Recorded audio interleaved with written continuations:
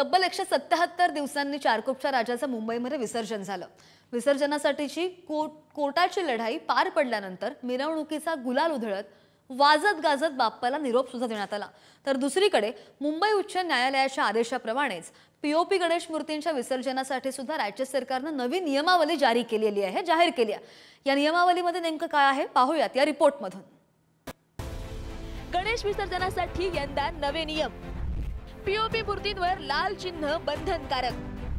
हायकोर्टाच्या आदेशानंतर सरकारची नियमावली। प्लास्टर ऑफ पॅरिसच्या मोठ्या गणेश मूर्तींचं विसर्जन समुद्रात करण्यास मुंबई हायकोर्टानं सशर्त परवानगी दिली। त्यानुसार राज्य सरकारनं विसर्जनाबाबत नव्या मार्गदर्शक सूचना जारी केल्यात। त्यानुसार पीओपी मूर्ती उत्पादक आणि विक्रेत्यांना मूर्तीच्या मागच्या बाजूला लाल रंगाचं गोल चिन्ह लावणं बंधनकारक करण्यात आलंय। सर्व पीओपी मूर्तींच्या मागे ऑइल पेंटनं लाल रंगाचं गोल चिन्ह साकारणं बंधनकारक। मूर्ती तयार करणारे आणि विक्रेत्यांनी मूर्तींच्या विक्रीची नोंदवही ठेवणं आवश्यक। स्थानिक स्वराज्य संस्थांनी मूर्तिकार आणि विक्रेत्यांना परवाना देताना या अटींचा समावेश करावा। 6 फुटांपेक्षा लहान पीओपी मूर्ती या केवळ कृत्रिम तलावांमध्येच विसर्जित कराव्यात। 6 फुटांपेक्षा मोठ्या मूर्तींसाठी नैसर्गिक जलस्रोत वापरण्याची मुभा ही केवळ पर्यायी व्यवस्था नसल्यास मिळेल।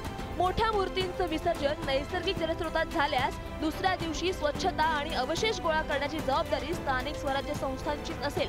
कृत्रिम तलावातील पाण्यावर विसर्जनानंतर 7 दिवसांच्या आत चुना किंवा तुरटीची प्रक्रिया करून ते प्रक्रिया केंद्रात पाठवणं आवश्यक।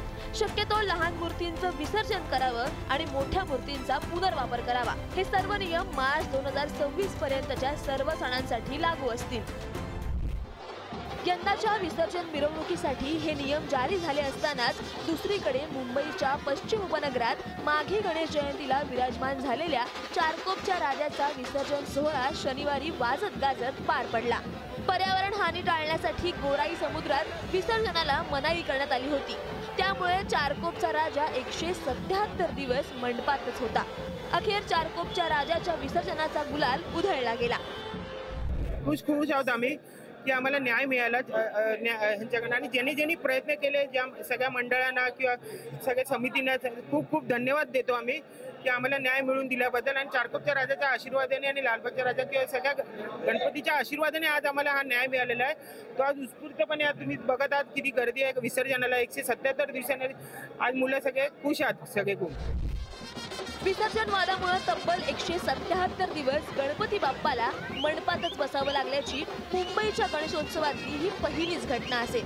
मागे गणेशोत्सवात उद्भवलेले हे विघ्न यंदाच्या गणेशोत्सवाआधी दूर झाले ही बाप्पाचीच कृपा म्हणावी लागेल। पण या परवानगी सोबतच आता मोठी जबाबदारी मूर्तिकार आणि मंडळांवर असेल। सरकारच्या नव्या नियमावलीतून हेच अधोरेखित होतंय। मुंबईहून निखिल चव्हाण आणि मल्लिकार्जुनसह ब्युरो रिपोर्ट पुढारी न्यूज।